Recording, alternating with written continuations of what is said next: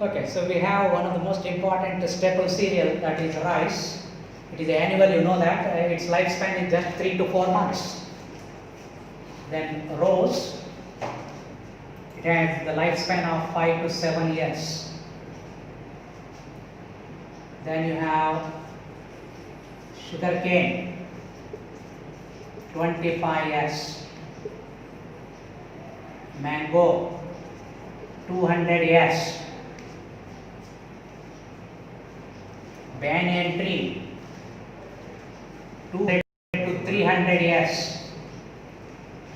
People tree, already we came to know, 2000 to 3000 years. Then we have one of the largest what I call gymnosperm, the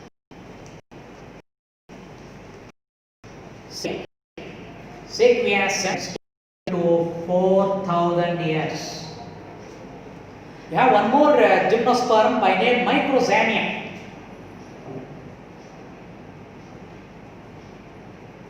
This Microzania has a very long lifespan, 10,000 to 12,000 years lifespan. So these are different examples showing that the lifespan is variable from one plant to another plant.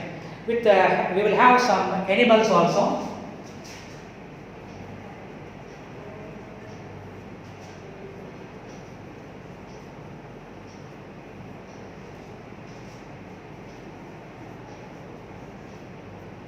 Mayfly, it has lifespan of only 1 day.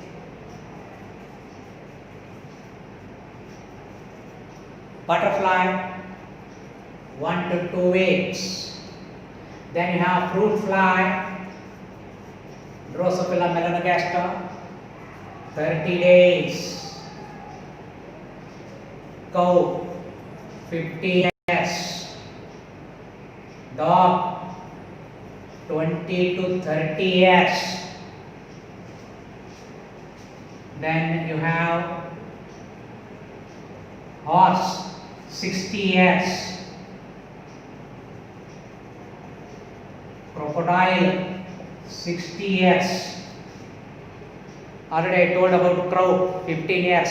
Parrot, 140 years.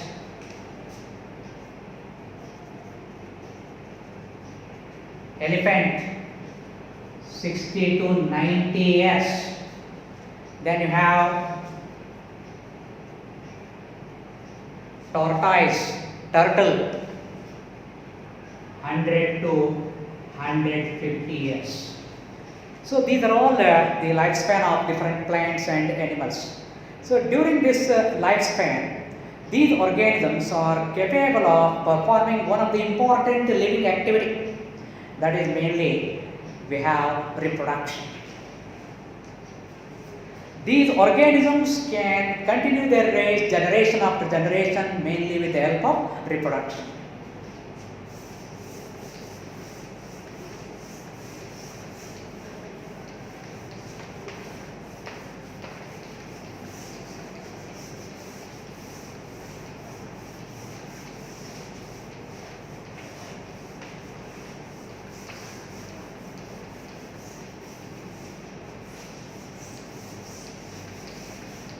So this is all introductory part. Now moving on to mainly reproduction.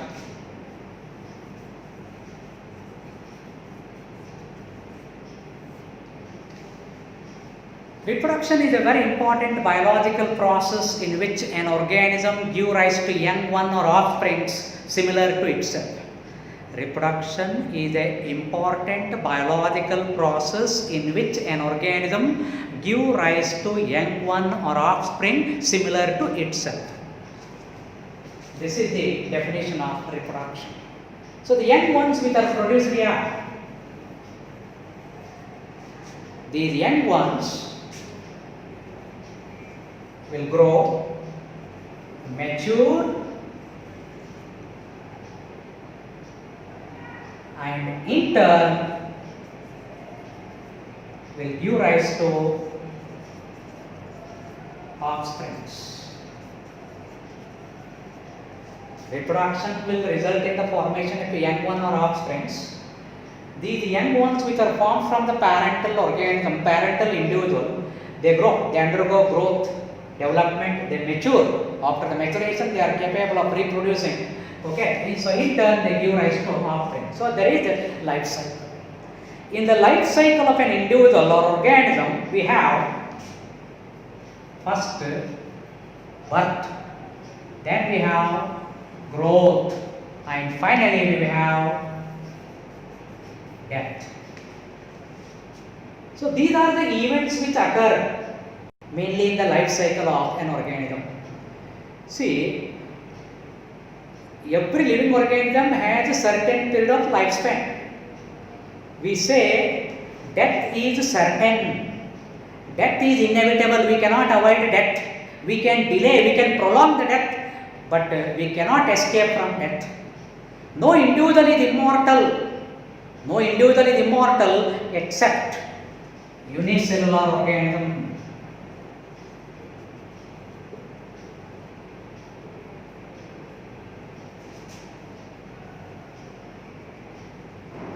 No individual is immortal except unicellular organism. In unicellular organism, you have bacteria, that is monorecs, and you have protists.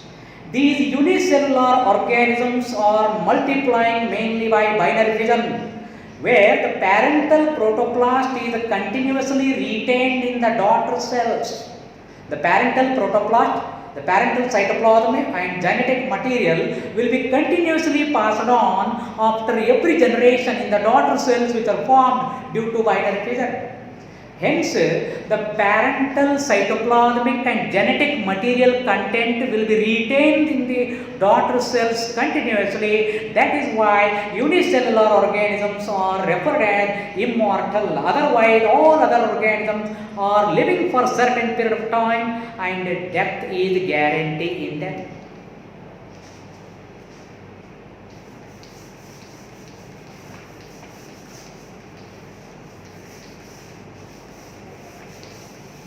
So, in the lifespan of an organism, reproduction is one of the important biological activity. Now, types of reproduction.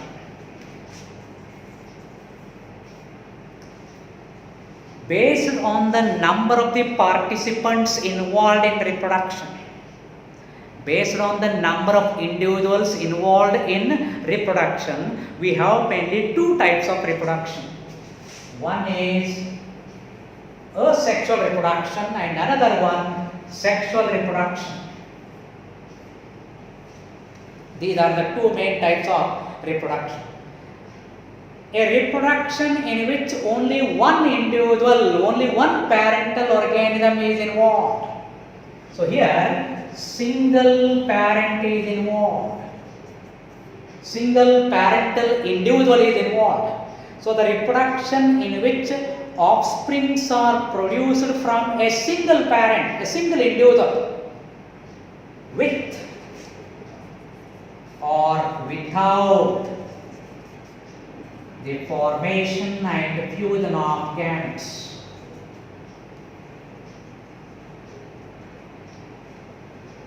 The reproduction in which a single individual produces the offspring with or without the formation of gametes.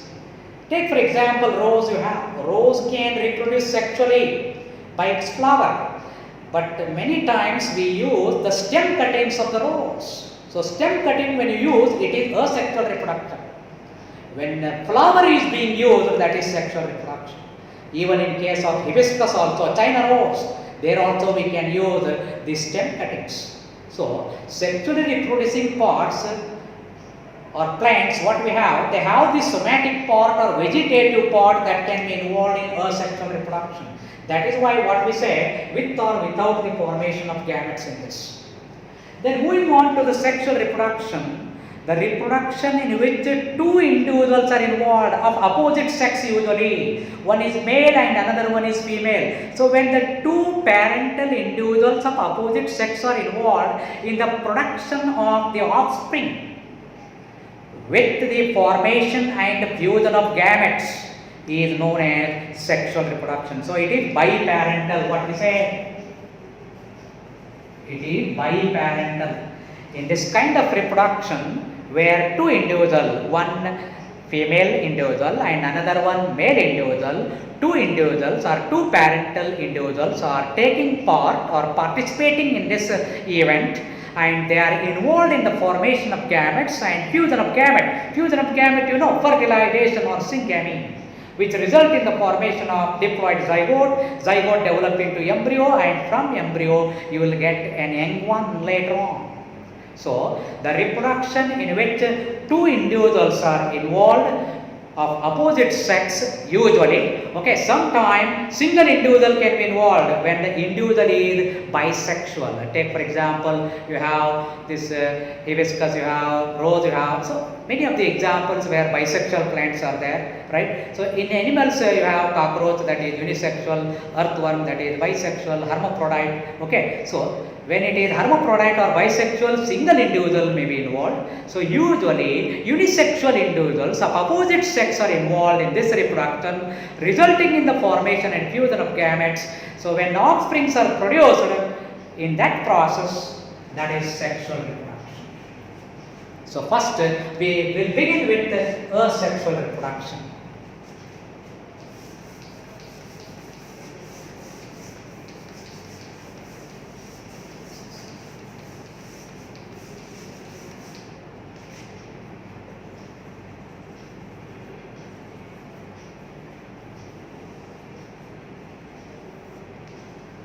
What are the characteristic features of asexual reproduction? Asexual reproduction is a process in which a single individual will form the offspring. Hence, it is uniparental.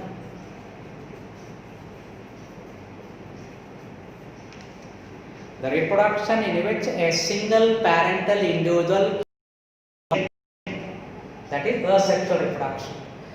It usually do not involve the formation and fusion of gametes.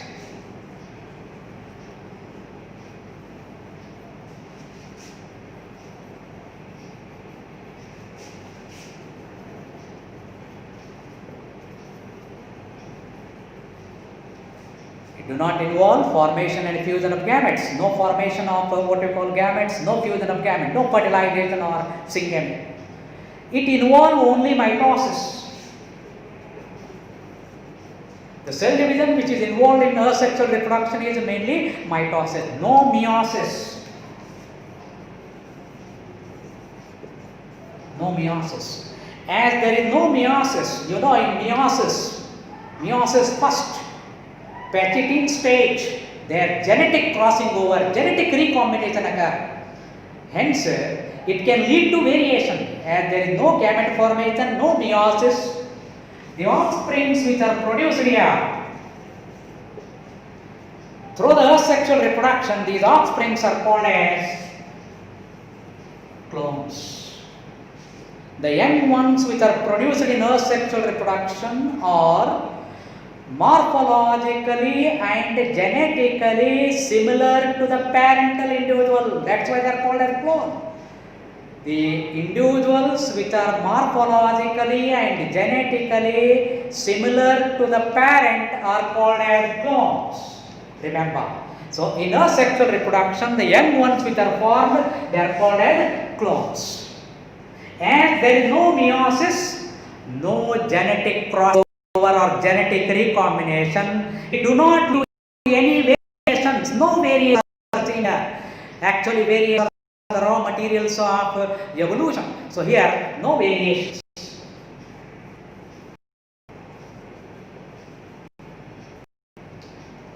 So offsprings, they are identical among themselves.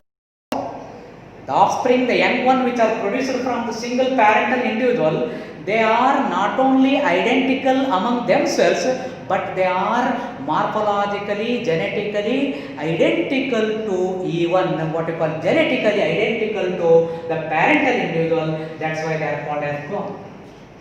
This asexual reproduction is also called as somatogenic reproduction.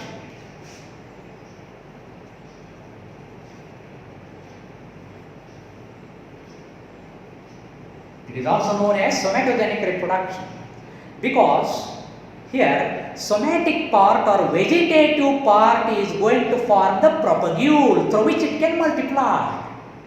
The propagule is formed from the somatic part or body part of an individual. That's why it is called as somatogenic reproduction. It is comparatively fast. It is comparatively faster process. And in many of the cases, even more number of individuals or offspring can be born in this asexual reproduction. Asexual reproduction is seen mainly in unicellular organisms and plants and animals with simple organization. Basically, asexual reproduction is seen in unicellular organisms like you have Monera, you have Protista, bacteria you have, Euglena you have, Paramecium you have, amoeba you have. And plants and animals with simple organization, in them mainly we can see asexual reproduction. Of course, a method of asexual reproduction that is called as vegetative propagation or vegetative reproduction, it is seen in higher plants, flowering plants.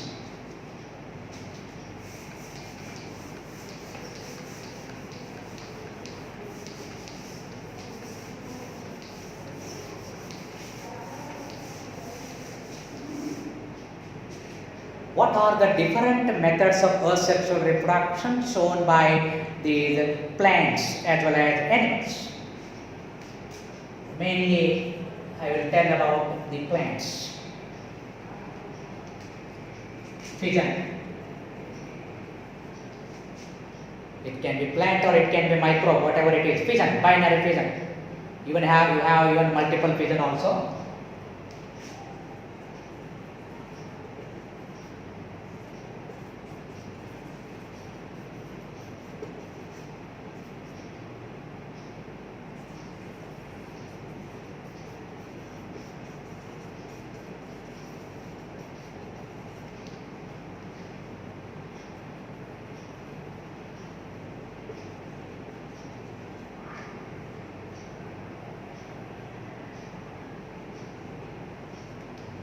So these are all the different methods of asexual reproduction which we see. So binary fission, then budding, then sporulation, vegetative propagation, fragmentation, regeneration.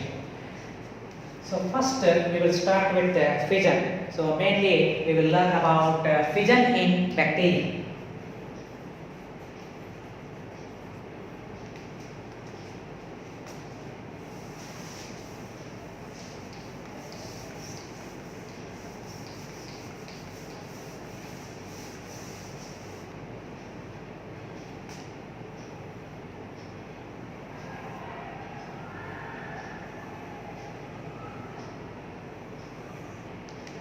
This is the bacterial cell, rod-shaped bacterial cell, you call it as bacillus. This is nucleon, incipient nucleus, false nucleus, prochromosome or genophore, whatever you call. And this is all cytoplasmic content having 70S ribosomes. This bacterial cell under favorable conditions, when temperature is favorable, enough food is there, water availability is there, in that case bacteria can multiply through binary field, in geometric proportion, it can multiply. So this is cell wall of the bacteria, this is cell membrane. First there will be replication of genetic material. What we have, double-stranded circular DNA, nucleoid. So this double-stranded circular DNA is going to replicate and form identical copies.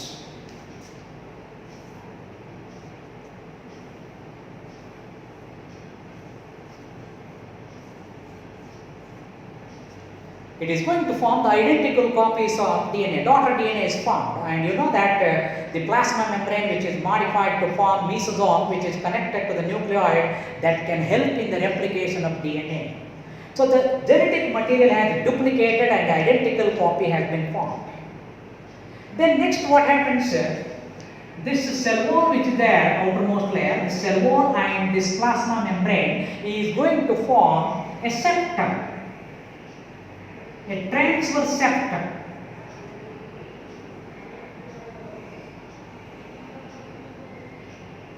This is transverse septal wall or septum which is formed. So it starts forming from this end along the transverse wall in this direction, and you have already the genetic material, identical copy.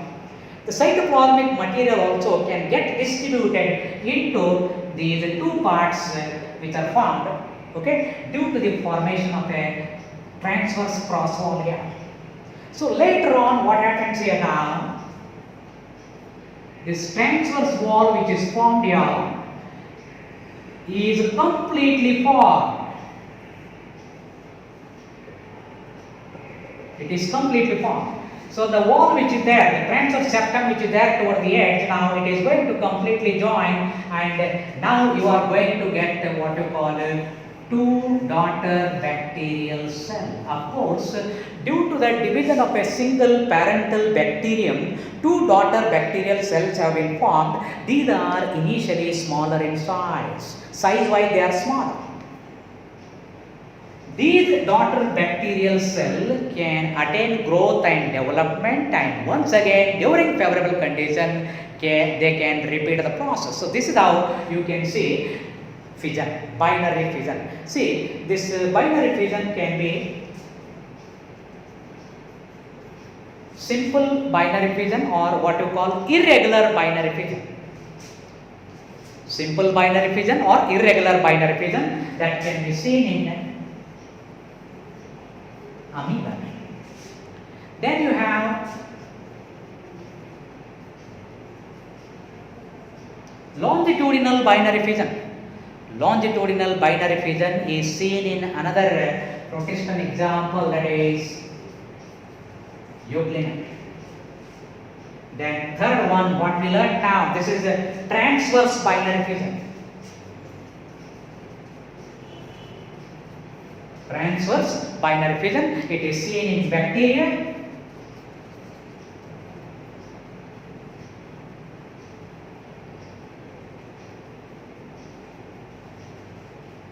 Paramecium and diatom. So this is the first kind of sexual reproduction, that is fission, that we see in these different examples. The simple one we have learned, that is transverse binary fission. Moving on to the next type now. Even multiple fission is also seen in amoeba. I have told simple or irregular binary fission. Multiple fission is also seen in amoeba. When you take budding, budding is seen in Hydra also. I will explain the example of a microbe, a unicellular fungus, that is yeast. Saccharomyces cerevisiae, baker's yeast, what you call.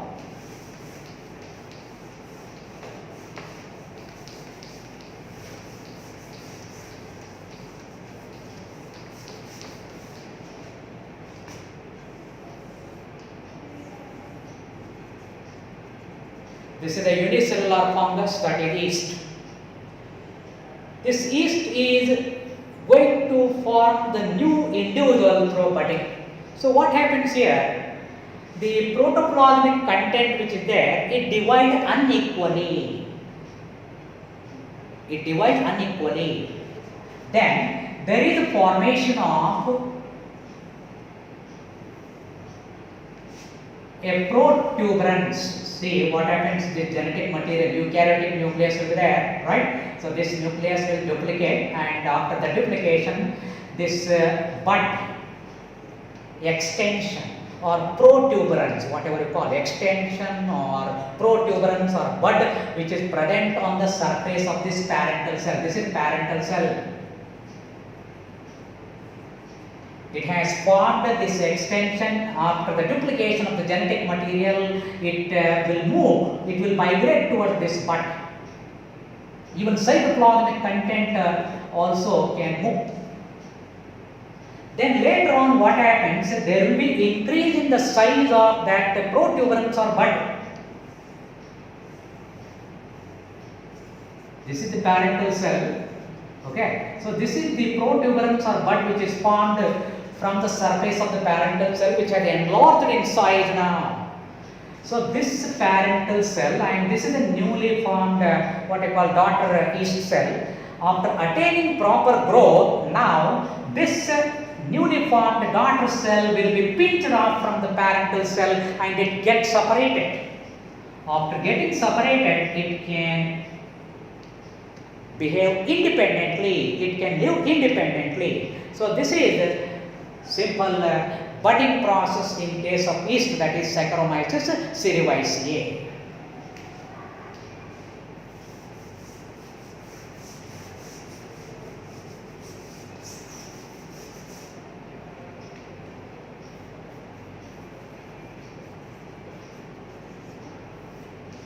The next process, that is sporulation. In simple organisms like fungi, then the lower algae, in them we can see sporulation. So spore formation occurs here. You can see different kind of spore formation in simple thallus organized plants like algae as well as fungi. You can see spore formation.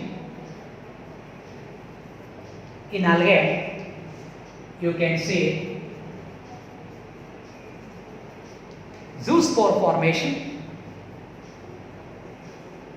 In fungi, you can see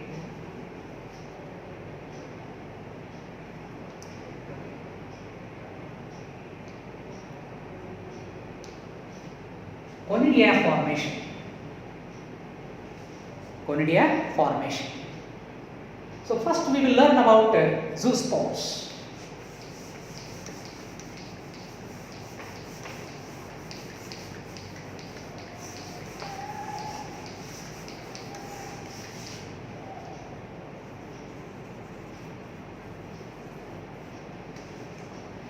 Zoospores are unicellular, flagellated, motile, asexual reproducing structures produced in unicellular freshwater green alga, that is Chlamydomonas.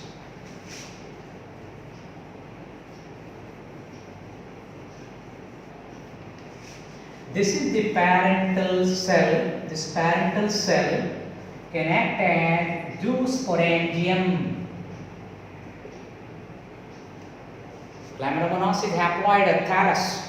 Okay. So the protoplast content of this parental cell act like a zoosporangium. It divides mitotically and it is going to produce 8 to 16 zoospores. When these are formed, that result in the breakdown of the cell wall and the release of these zoospores into the surrounding water media. A zoospore is pear-shaped. It is pear-shaped, anteriorly biflagellated motile structure. So that helps in what we call asexual reproduction, that is seen in case of Chlamydomonas. Zoospores are also produced in certain fungi. Where these zoospores are produced?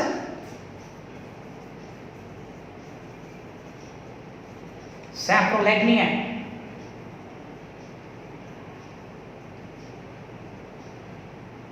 Phytophthora. Alga. Ulothrix. The filamentous alga, that is Ulothrix, and these are fungi. In them also zoospores can be seen. Usually zoospores are haploid in nature. They are motile structure. Zoospores are diploid.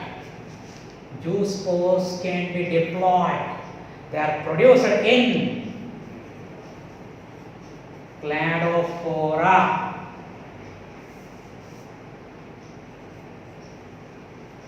Glomerata, that is the freshwater alga. Okay, so this freshwater alga is going to produce diploid zoospores. Then moving on to the next kind of asexual reproducing spores, that is conidia.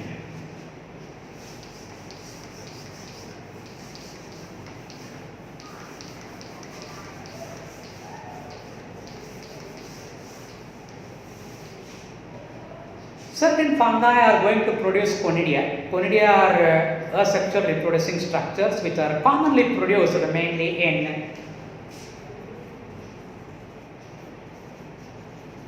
ascomycetes, which you commonly call it as sac fungi. Even deuteromycetes, imperfect fungi, also can produce these conidia.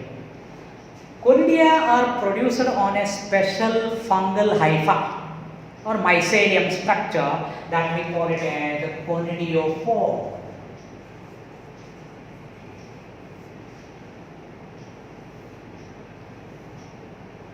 So this is conidiophore.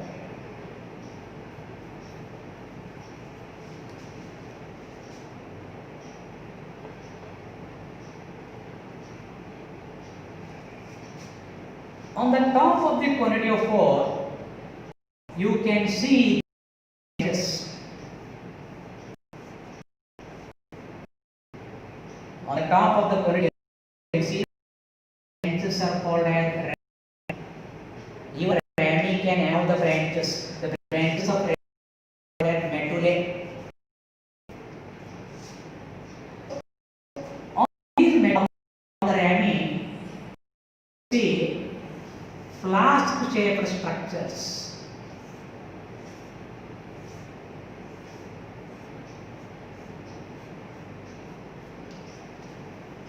These are flask-shaped structures. They are called as sterigmata, sterigma, or these are also called as phyllae.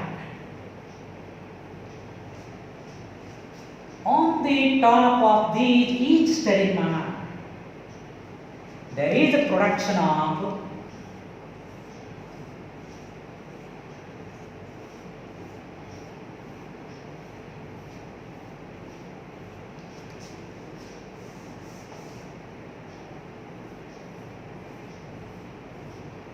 these conidia.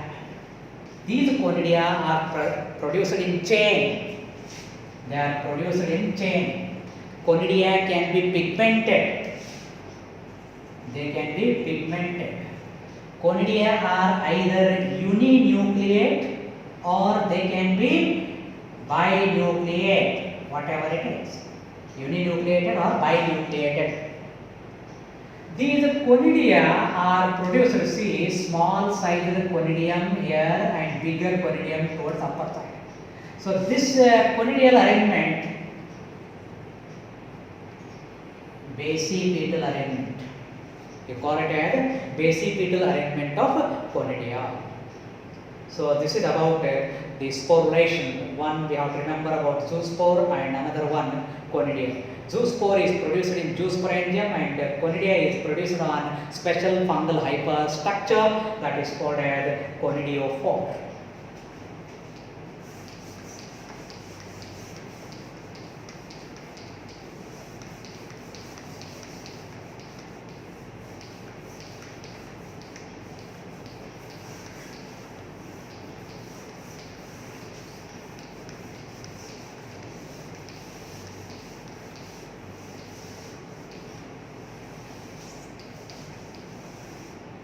Okay, so moving on to the next one now. See, fragmentation and regeneration. Regeneration, you know, echinoderms, then Leucasia or planaria, they have high regeneration capacity. Fragmentation of the thallus, that you can see in bryophytes, you can see in algae, you can see where the thallus can break down and can form daughter thalli.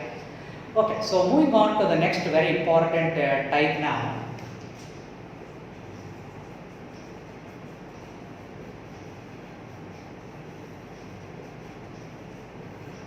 Vegetative propagation. See, I told hydra also can multiply by budding.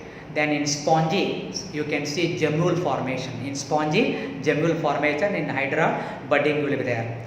See, when you consider the animals, there mainly we use the term asexual reproduction. And organism with a simple organization also, where we use the term asexual reproduction. But when you speak about the plants, rather than using particularly asexual reproduction with respect to flowering plants or higher plants, With respect to higher plants, we use the term vegetative propagation or vegetative reproduction. Rather than using asexual reproduction, we prefer to use this vegetative propagation. Vegetative propagation is also a type of asexual reproduction. That is because here the vegetative part, somatic part of the parental body, okay, plant body, it can detach, somatic part can detach from the parental body and can develop into a new individual. In this process also there is no formation and fusion of gametes. As there is no meiosis, no formation and fusion of gamete, no variations here. So here also the young ones which are produced, these young ones will be identical to the parental plants. That is why it is a kind of asexual reproduction. So here the vegetative part of the plant body, it can be root, it can be stem, it can be leaf. These are the vegetative parts of the plant body. So these parts mainly can bear the buds. Buds, you know, there are two types of bud. One is axillary bud or lateral bud, and another one terminal bud or apical bud, what you call. Bud is an undeveloped part of a shoot which contain meristem, growing rhizome covered with the young leaves. So these parts of the plant usually can bear the bud. So particularly when you take the stem, at the nodal region you have the bud, axillary bud. So these buds containing part of the plant, when it is planted into the soil, moist soil, that part containing bud can germinate, can sprout and can form new daughter plant. So that is how a vegetative part or a somatic part of the plant containing mainly bud can act as vegetative propagule. The structure which is involved in vegetative propagation is known as vegetative propagule. The structure of the plant which is involved in vegetative propagation is called as vegetative propagule. This part can be a root, it can be stem, it can be leaf, whatever it is. So we have different types of parts which are taking part in vegetative propagation. So vegetative propagation is by natural means as well as by artificial means. So here we have mainly two types. One is natural method of vegetative propagation,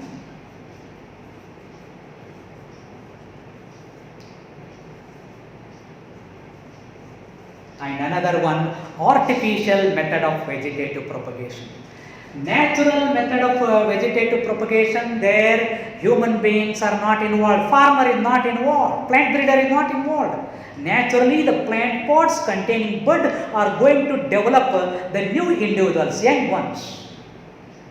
Whereas artificial method of vegetative propagation, there the farmer, the plant breeder, horticulturist, what we call, they are involved in carrying out these techniques. So vegetative propagation by natural methods. Natural method of vegetative propagation. First we will learn that. Natural method of vegetative propagation can occur by root, by stem and by leaf. These are the three different parts by which a plant can propagate naturally.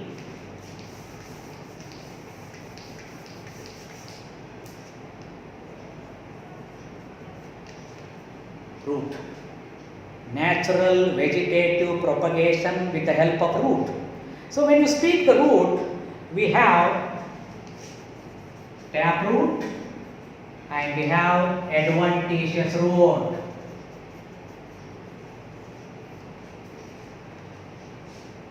This usually root is a descending part of the plant body which is not differentiated into nodes and internodes. We know the basic features, morphological features of the root. When the root acts as vegetative propagule, it should bear the bud. That bud is called as radical bud. It is referred as radical bud. When there is presence of radical bud, then root will take part in vegetative propagation. So take for example, you know about a taproot system. This is the taproot system. The part of the taproot system that bear the bud can give rise to a young plant later on its germination. So this taproot system bearing the radical bud can give rise to the young plant. This is seen in examples such as Populus, Albizia,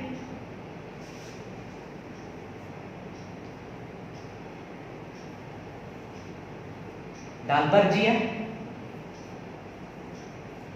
gourd.